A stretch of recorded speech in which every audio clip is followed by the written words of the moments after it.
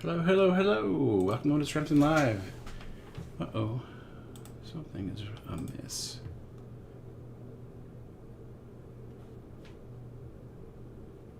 That's weird. Something's going on wrong here.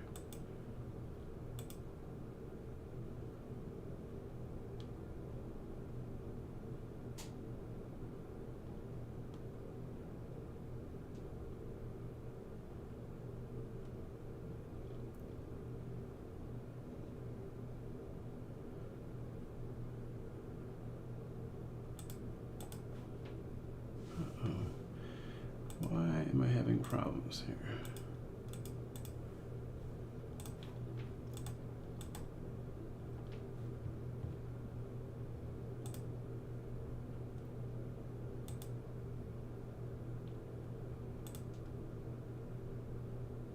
Sorry about that. I had a bit of a graphics problem. Boy, that's 2 days in a row. I gotta get my stuff together. I don't know what I'm doing here. Hey, I'm an old guy and I'm streaming. All right, so welcome to Otis Frampton Live. Oh my goodness. Today I'm going to be working on some more Patrick Oz stuff. And I will watch the live chat, so if you have any questions or comments or stuff, please let me know. I will do my best to answer. Just watching, making sure here. So today I'm going to be working on a cover for a future issue. And I've been invited to an event that is Oz related that I'm very excited about. I was thrilled to have this Oz organization reach out to me. They asked if I would do a piece of artwork for them or provide artwork for them. Unfortunately, I'm pretty much all digital. There's nothing Oz related that I've done so far that has been drawn on paper, but I've got future issues to do, and I thought, well, I'll ink up a cover for them and present that to them. The reason I'm showing you this is I'm considering using this for issue 6.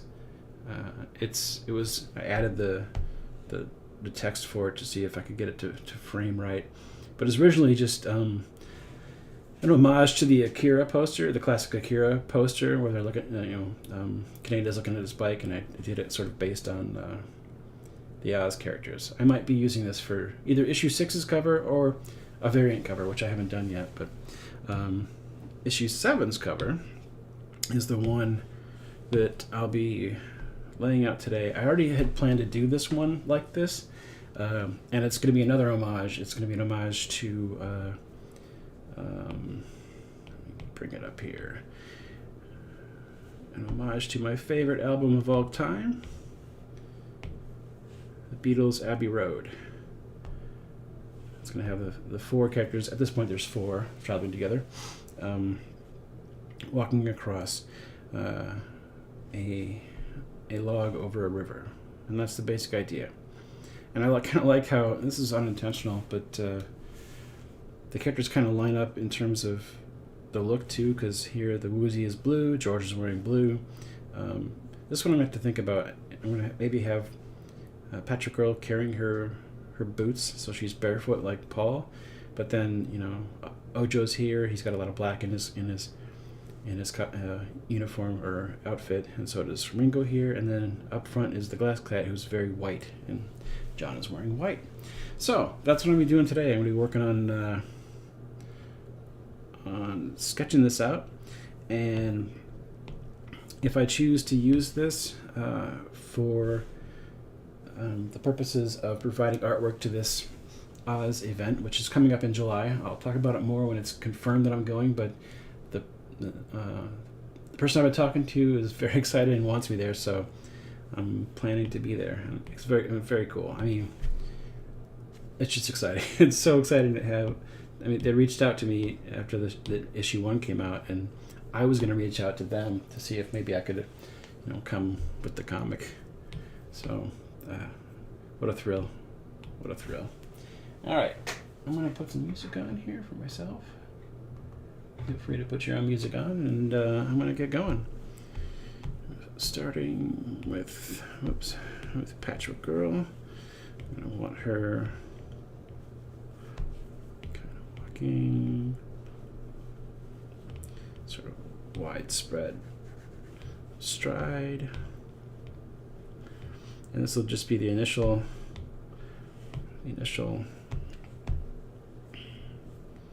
pass.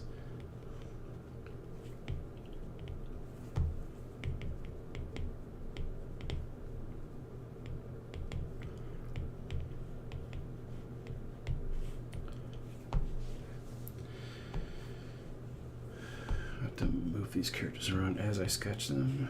Turn that off. Okay, next up is Ojo.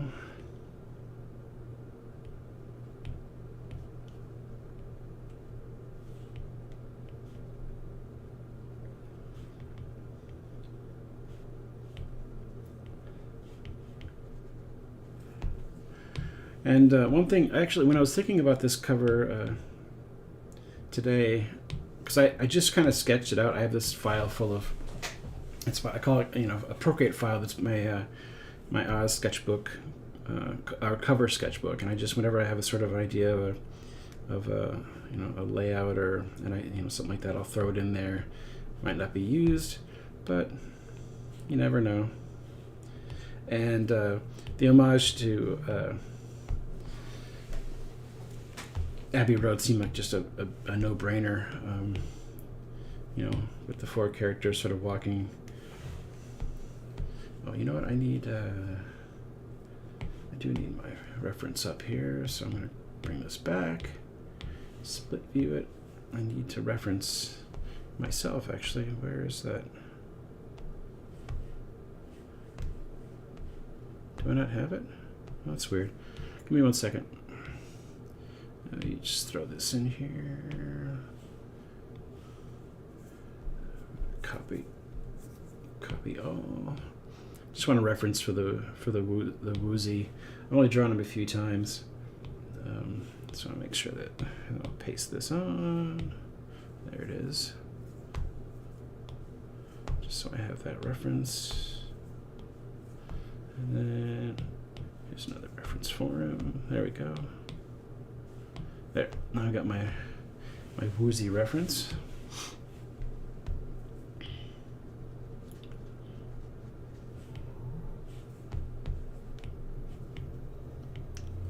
I'm looking up.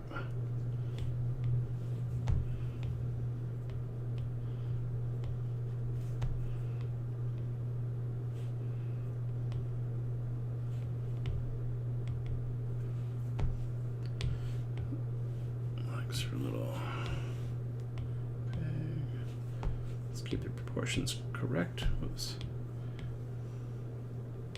I do want it to be kind of big in comparison to them, so he's a little bit different proportion than the cat. I can already tell I'm going to have to adjust these. I've got my guide up here, so I can keep all the important images within this border. And now the glass cat.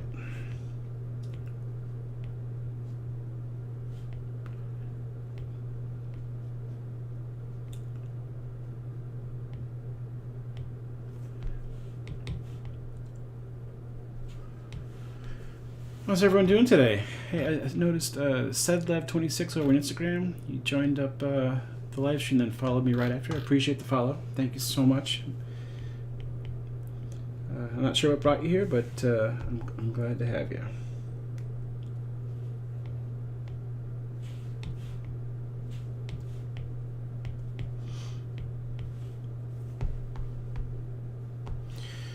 Patchwork Girl's proportions are a little wrong. I'm gonna stretch her out a bit.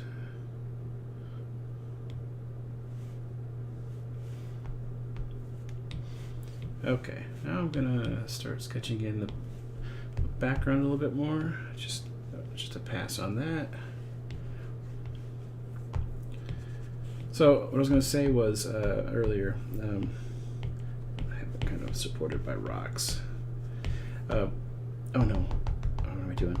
So the idea was that, or what I figured out where I was gonna do this cover was when I realized that there's a part of a story where they enter this sort of more jungle type environment with these weird trees with giant leaves, and there's a little bit of a fight/action sequence there. And I kind of wanted to, I realized that I could use this, not just on the cover, but in the comic itself, as like they're crossing into a dangerous area where like the brick road stops, and we'll see like bricks down here like this in the water where it stops, and some, maybe the sentient plants themselves have put up the log to keep allowing people to come into their area. They're like big Venus flytraps.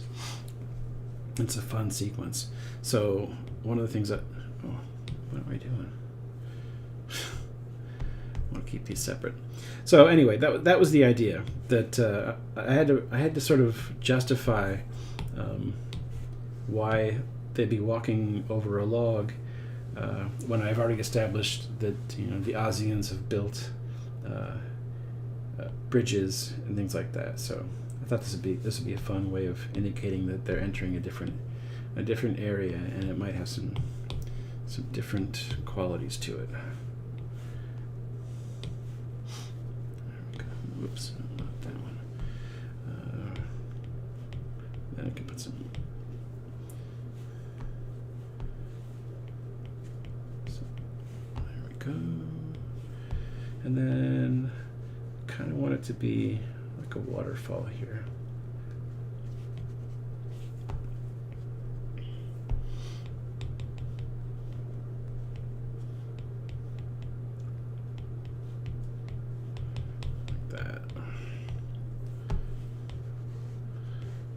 Kind of have the far background kind of painterly. Let's have some things here, and definitely gonna like give hints at the different types of trees. I'm gonna make them sort of like palm trees, but not quite.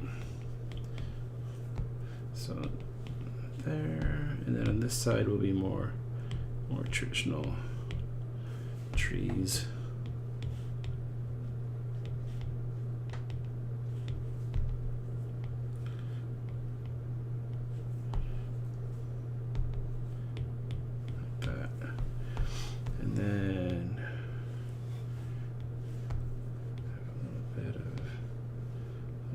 On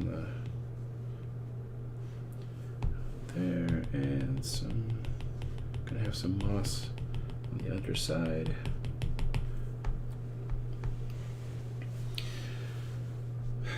So far, so good. I think I want to adjust these guys a little bit more.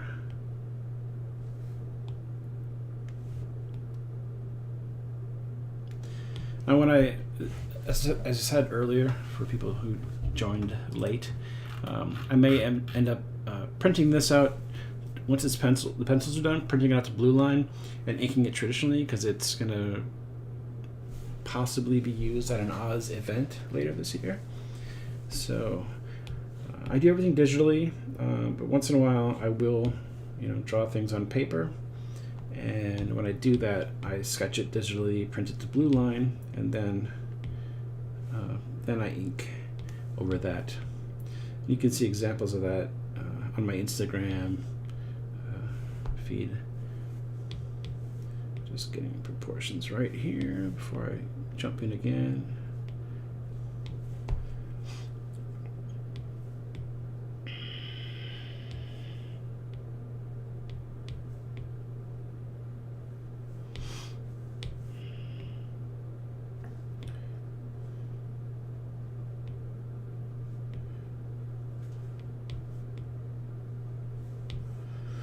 And then the next pass will be the second round.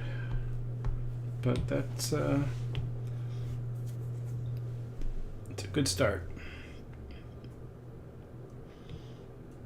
I still think Patchwork Girl's proportions are a little off. I'm gonna fiddle with them a little bit.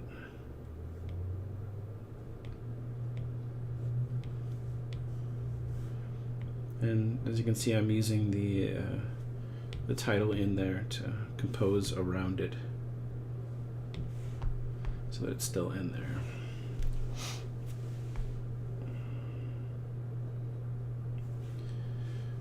What I might do is slide this down slightly.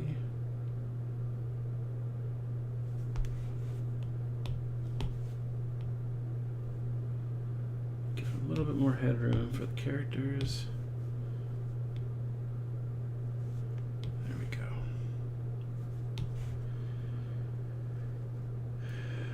Good, that works. And another thing I was thinking of doing is like on one of the bricks down here or one of the rocks to have a little bug, a beetle, if you will, to drive home the homage, because on the left hand, if you see it, where is it? On the left hand here, you got a VW bug, a beetle, so I want to make sure I include something like that in my homage, and I'll put them down here. I'll have to design some sort of Oz bug. I already have bugs. Oh, wait. Woggle bug. I'll make it a woggle bug. Make it one of the small ones. There we go. I gotta look up what those look like, though. Alright, so we've got this. I'm gonna merge these two down, keep the colors the way they are. We'll call that... Actually, we'll call that rough 2.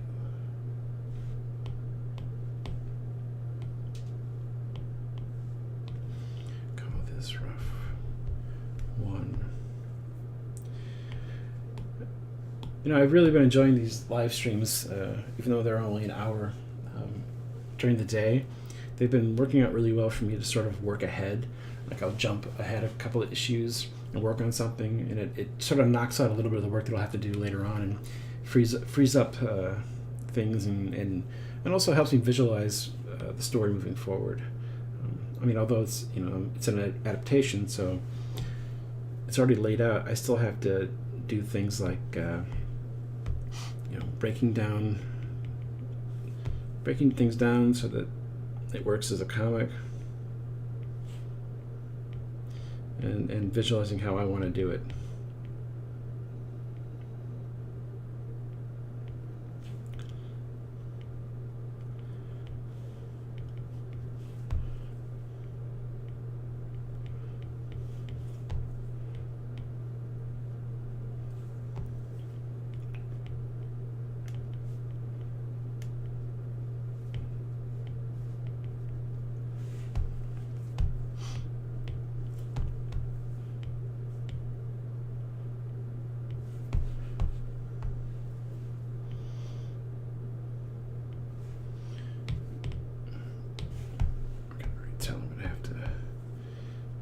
For Ocho here.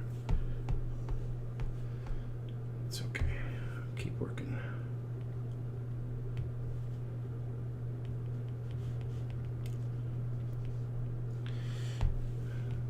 I'm reaching a point where I've pretty much got the keep it straight. Got the basic shapes of these characters down, and so sketching them out really quickly is it's becoming second nature to me. It's a good feeling.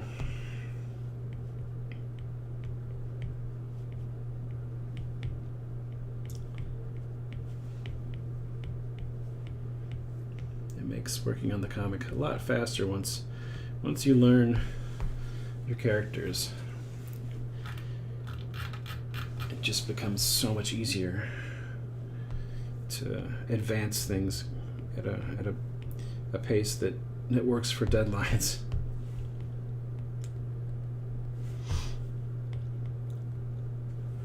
You're not trying to figure out. You're not figuring out the basic things of remembering how to draw characters that you've designed, which sounds weird, but it's true. It's not like, oh, I've designed them and now I can draw them every single day the exact same way. I try to keep things on model, so it's when you're just starting out, it takes a while to get used to everything. Move this over here. Oops, cut off her shoe.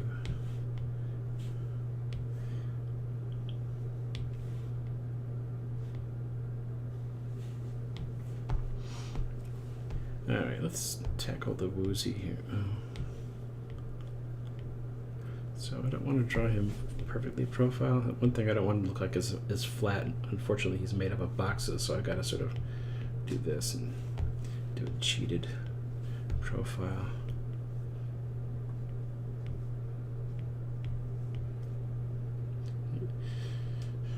You might think, oh, he's a really simple character to draw. Well, yes and no.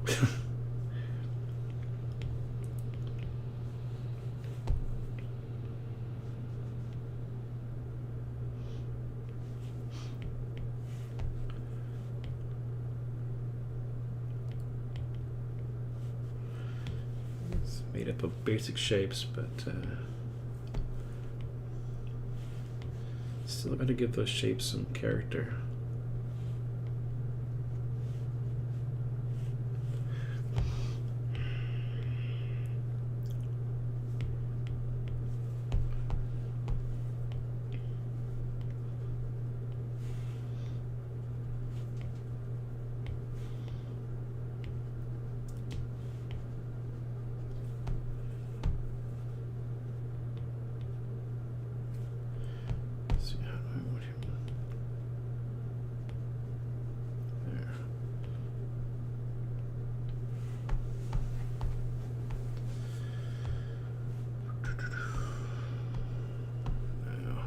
These guys a little bit.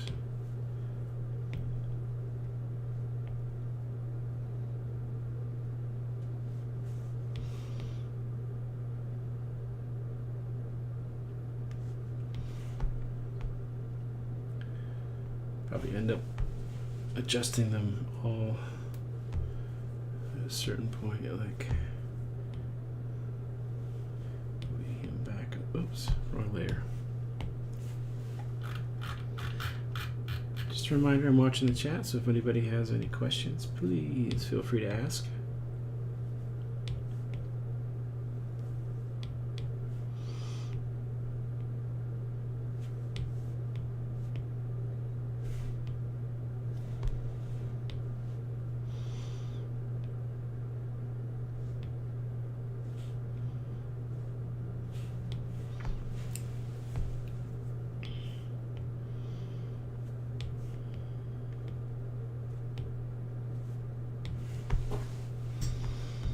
Okay, now I can tackle Ojo. His big nose.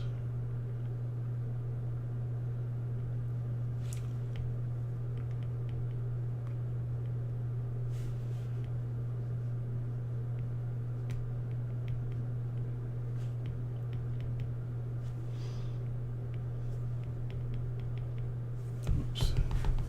Let's get that right. Here we go.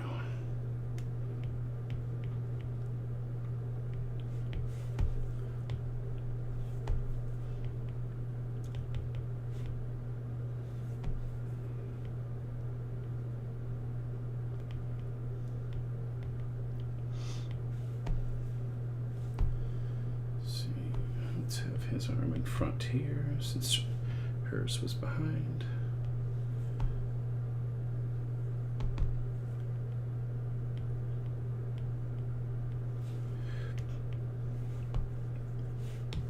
No.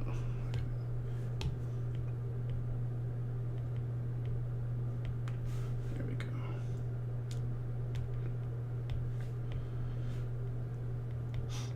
Joe has his bag.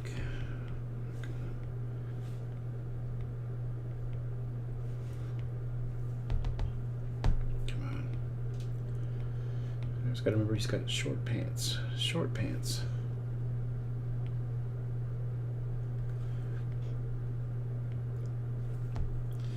His proportions are a little off. I gotta fix that for sure.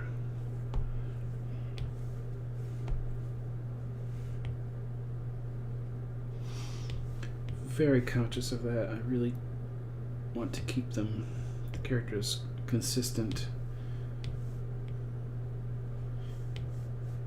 I kind of treat, I talked about this before, I treat my comics like they're comic book adaptations of existing animated movies. I try to, so keeping characters on models, something I try to do. Got a question over on Instagram. Merle Tomlin, what was your biggest inspiration to get into comics? Funny you should ask that.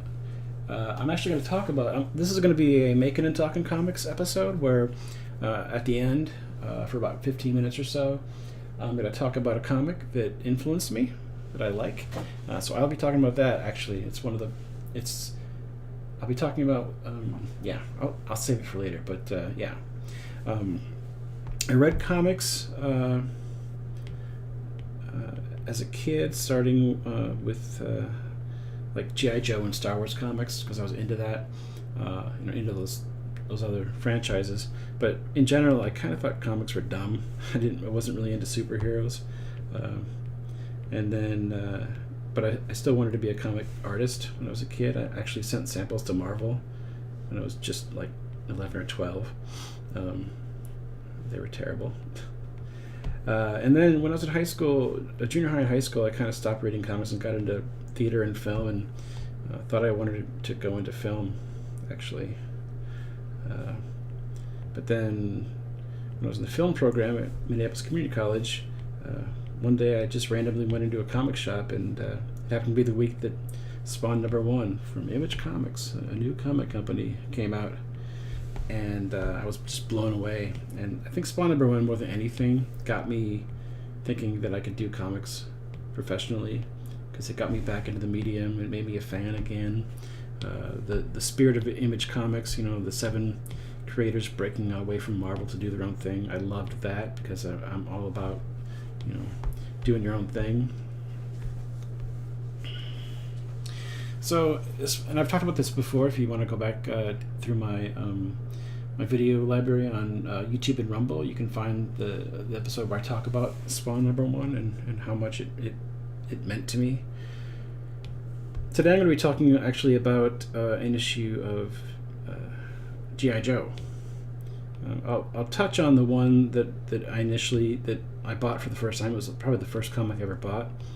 And then I'll show one that is one of my favorite single issues of all time.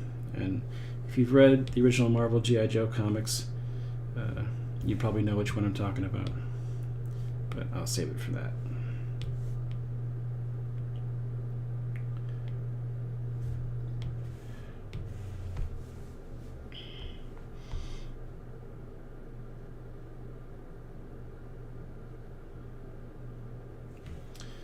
It's starting to work out.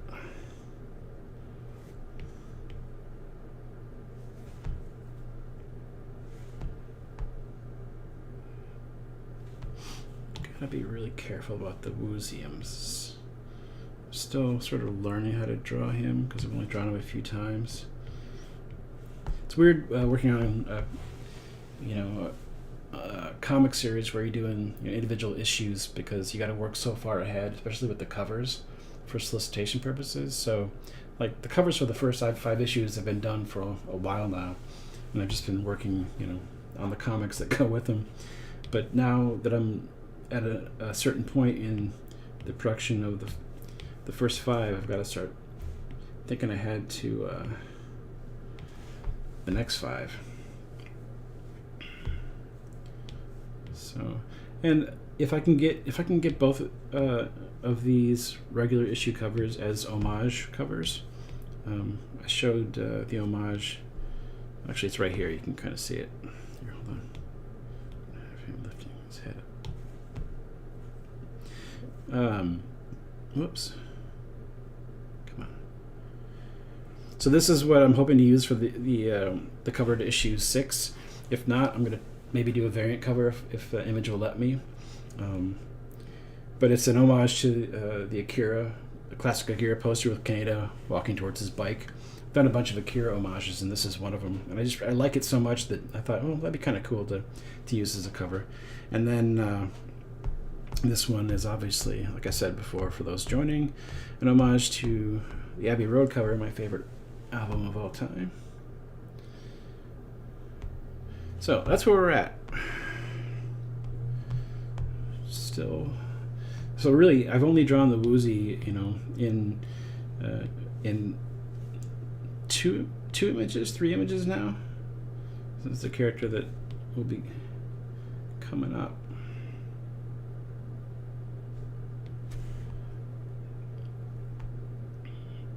I like that they're different sizes. I like that. All right. Now I'm gonna start working on the background a little bit. So, like I said, I wanted to have kind of a hint of the bricks here, but they've been broken up, and kind of hanging down.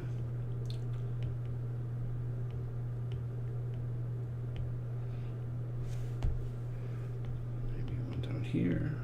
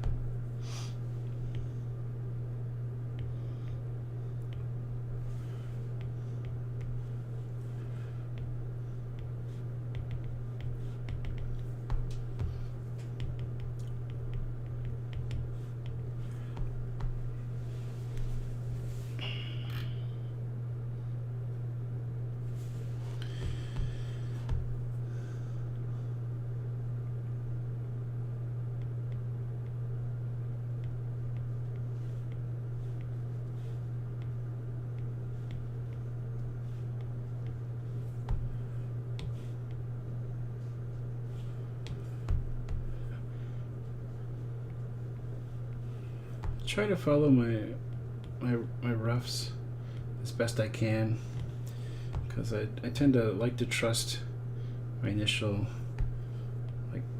instinctive hand movements when I'm laying out things. So once I start to refine it, I tend to follow that as a pretty good guide.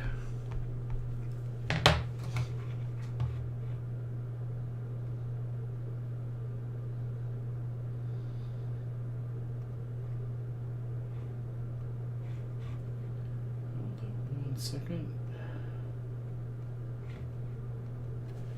Okay.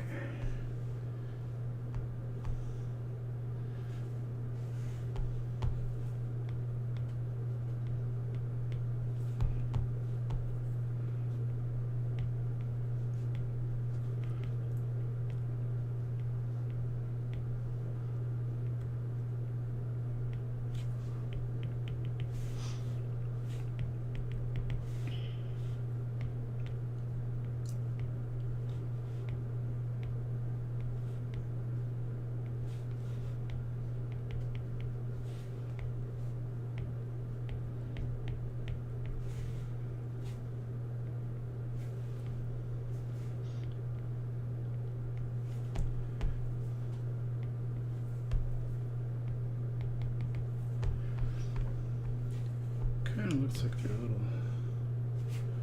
Whoops, I'm trying that in the same. That's fine. It's a little bit down. I'm going to adjust this.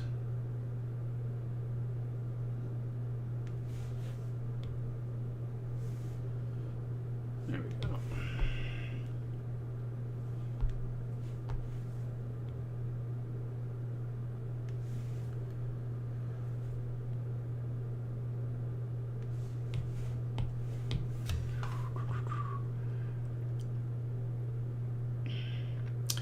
Thanks, Merle Talon. Much appreciated.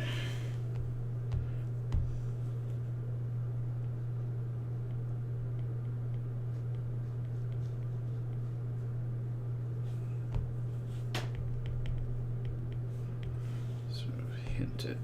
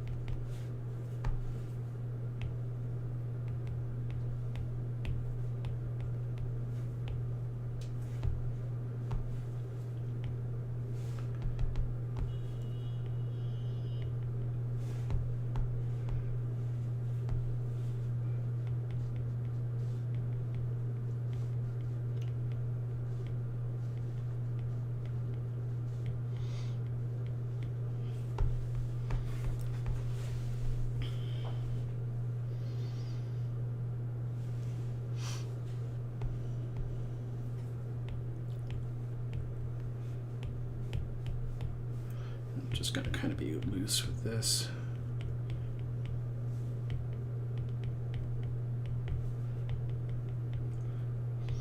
I need to really refine the design for these other trees.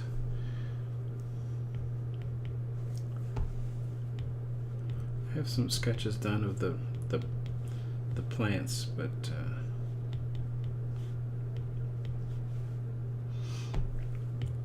need to sort of really figure them out. I want them to look palm tree-ish, but not exactly like palm trees. I think that palm tree aesthetic doesn't work for Oz, but I think I can get close to it without violating anything.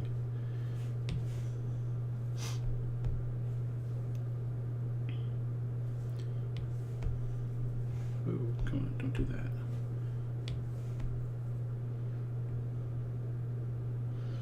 You have to...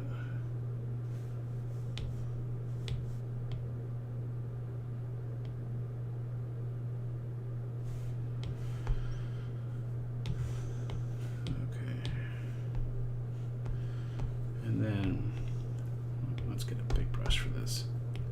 Not that big. I'll go in and add details here, but later. But I just want to get a sense of where the regular trees are.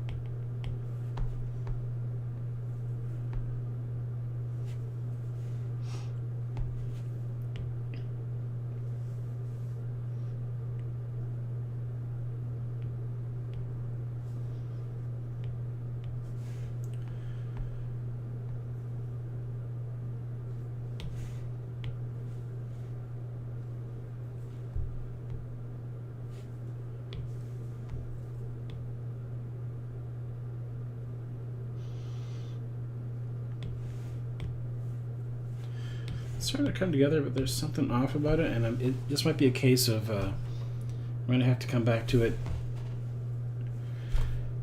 and look at it later. Sometimes you need to do that. Something's feeling a little off, and I can't quite figure out what.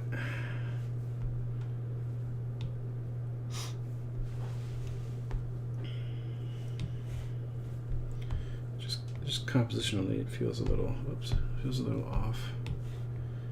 I'll figure it out.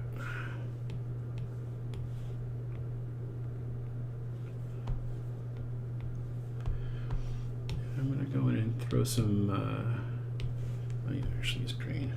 So I want the underside of this to be mossy. So I'm just gonna add some stippling. Same with the rocks.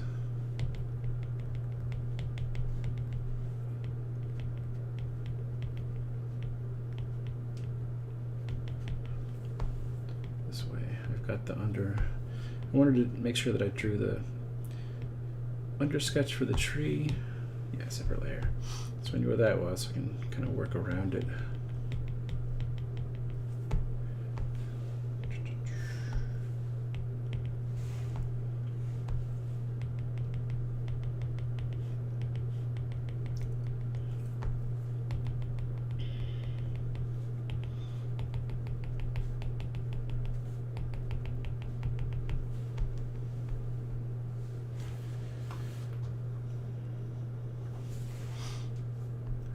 One thing that might be throwing me off is I do this sometimes where I'll do a lighting pass, a quick sort of, or value pass to. It might be that I'm only seeing the lines and not the actual shapes. So let me just go in and do this real quick. See if that helps me see it better.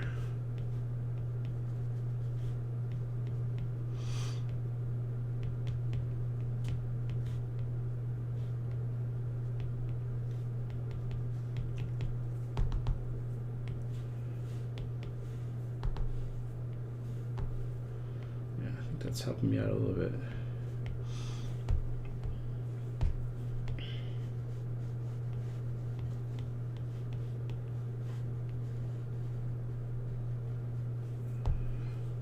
Yeah, it's definitely helping. Just to see sort of where the darks and lights are going to be.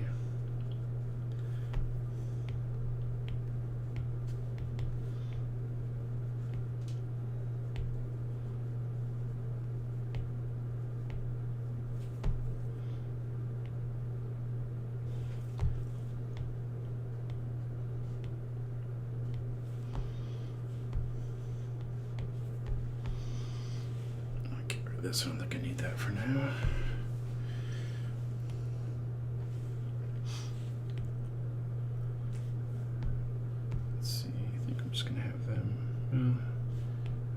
Lit from behind a little bit.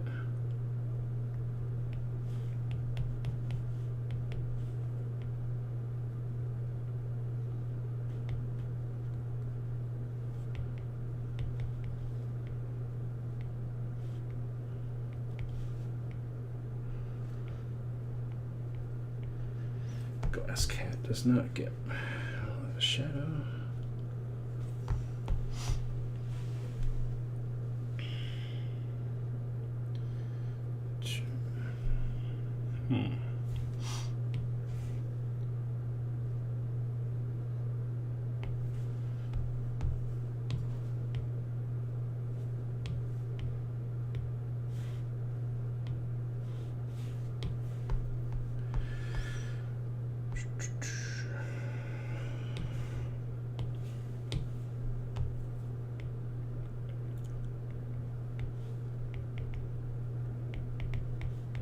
Just a hint at further in the background.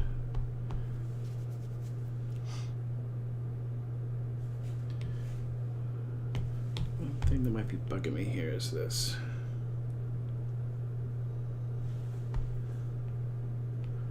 Okay, I want the characters to be a little bit separate from that background. Not touching them too much. There we go. There, it feels a little better.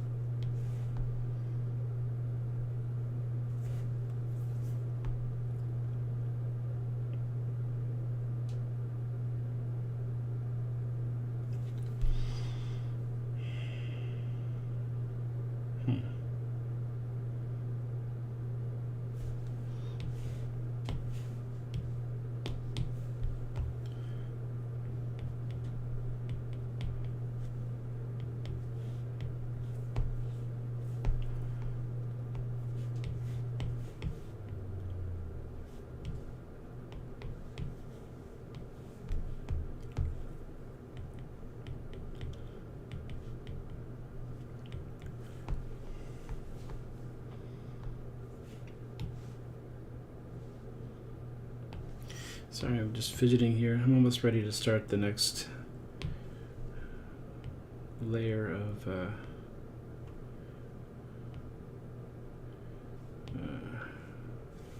that's a little better, more balance there. Next layer of pencils. Sorry, I need to finish my sentences, don't I? But still, I'm just adjusting things here and there.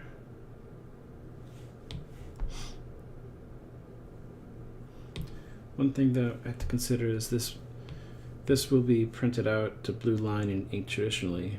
Like I said earlier, for those just joining, this might be like the first actual physical page that I ink for this series, because I've been invited to an Oz event later this year, and they asked for a piece of artwork. Had to tell them, well, I actually don't do traditional artwork, so I'd have to do something original, and that's why I thought of this one. felt like a good candidate for that.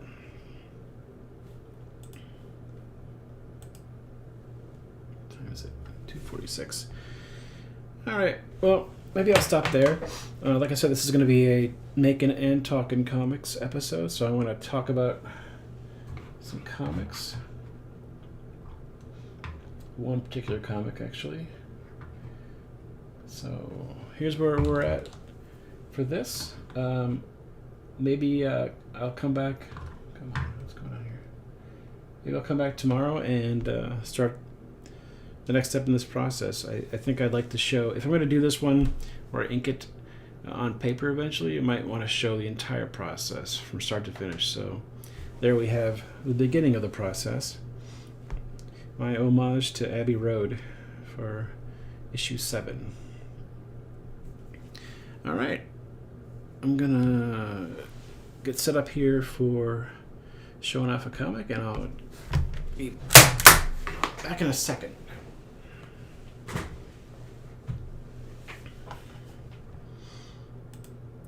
Well, not back in a second, but you know, just gotta get it set up so that you can see what I'm doing. Gotta make sure the focus is okay so that you can see this. Where is it? I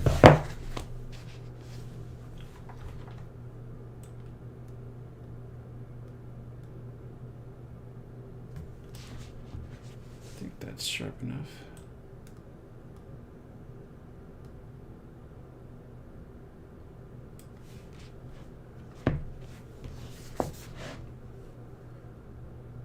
That's sharp enough.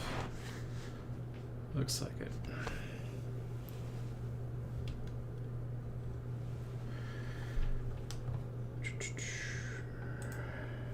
Okay, move this over here.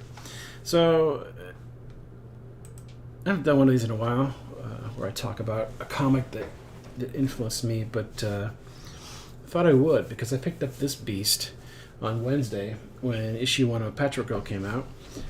It's the new G.I. Joe Compendium 1, the first 50 issues of the original G.I. Joe comic, written by Larry Hama and drawn by various artists. It was originally published by Marvel, reprinted by Image, because they have the license now. And I love it. It's huge. It's printed on. I don't think it's quite newsprint. Maybe it is newsprint. It feels, but it feels sturdier than regular newsprint. I could be wrong, but it's printed on newsprint, so it feels like an old school comic. The colors are really, really, really well reproduced.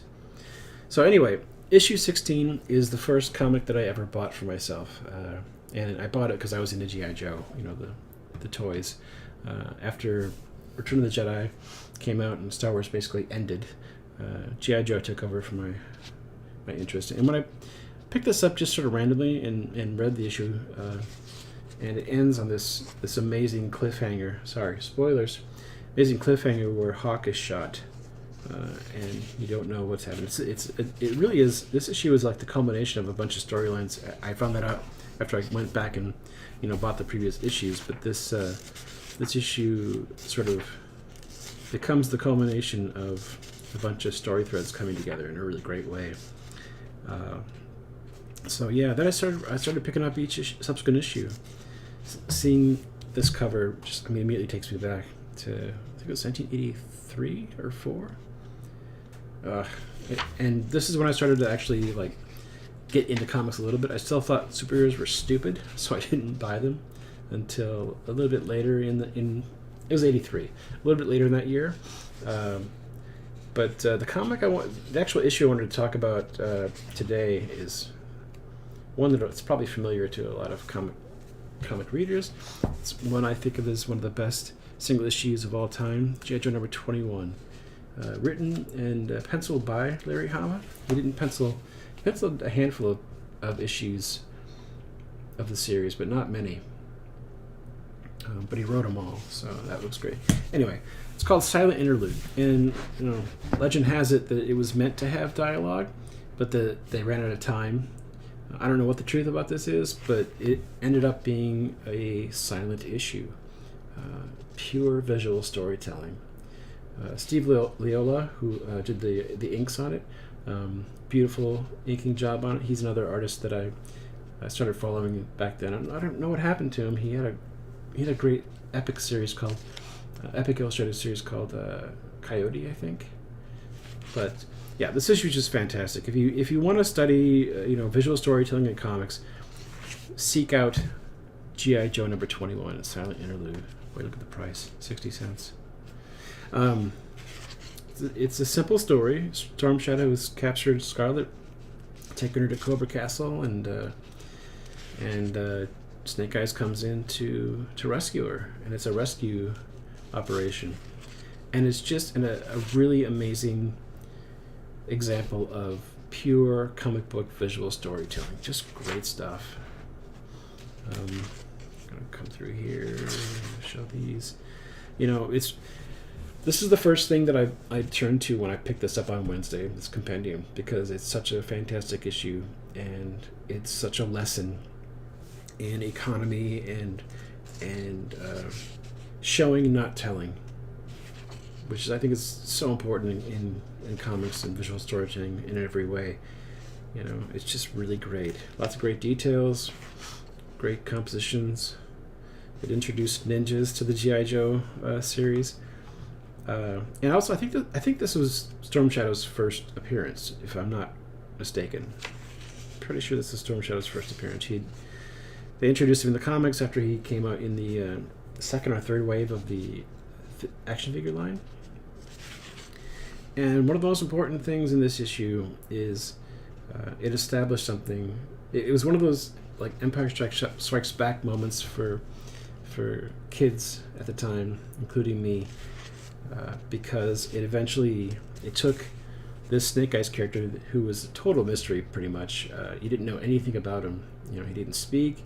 He was clad all in black, and his face was completely covered. And it established, it helped continue the connection he had to Scarlet. But the main thing this issue did was it introduced this new character of Storm Shadow, and at the end you see that their uniforms are ripped away after the fighting, and they both have the same tattoo. I can't tell you what it was like to read this comic and have this weird little visual nugget of storytelling put at the end there. And that to me is what comic book storytelling is all about. The serialized nature of it. It's planting these little seeds and watching them grow, and this moment here, these two tattoos, which have become, iconic in G.I. Joe fandom, right here at the end of one of the best single issues of all time. Really beautiful.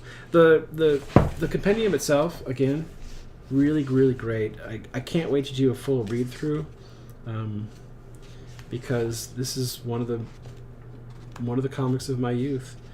This is another issue, actually, 26, that Larry wrote and drew. Steve Leola on the inking again. But it's like it was, I think, the next time we caught up with Snake Eyes and Storm Shadow's story, and you get a little bit of the origin. It's another great issue. Not silent, but still has some terrific stuff in it. One of the things I appreciate now, later on in life, is Larry Hama's writing. He basically created these characters not just for the comics, but he established the characters' personalities and attributes for the toy line and animated series. And he was a vet. He was a Vietnam veteran, and a lot of the stuff in here is really heartfelt. It's not just it's not like the animated series. It's not like your regular kids comic. There's some real heartfelt stuff in this issue and the series. He really imbued it with the memories and the experiences of a veteran. So, yeah. I wish Larry Hama had drawn more. I really like his style is very simple, but it's effective. Really great stuff. So that's what I wanted to show you. G.I. Joe Compendium from Image Comics, the reprint. Really, really great. It's got that great feel to it. The newsprint. It's insanely big. And it's just great stuff. All right, that's it for today. I'm going to be back tomorrow to keep working on that cover for issue 7 of Patchwork Girl of Oz. We'll probably get to the point where I'll get the pencils done and maybe start the inking. And who knows? Maybe I'll have the whole thing finished by the end of the week,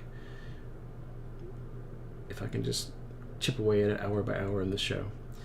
Thanks for watching. Please like, subscribe, follow all that good stuff on Instagram, X, Rumble, YouTube, and Facebook, the 5 places I stream to, and I'll see you tomorrow.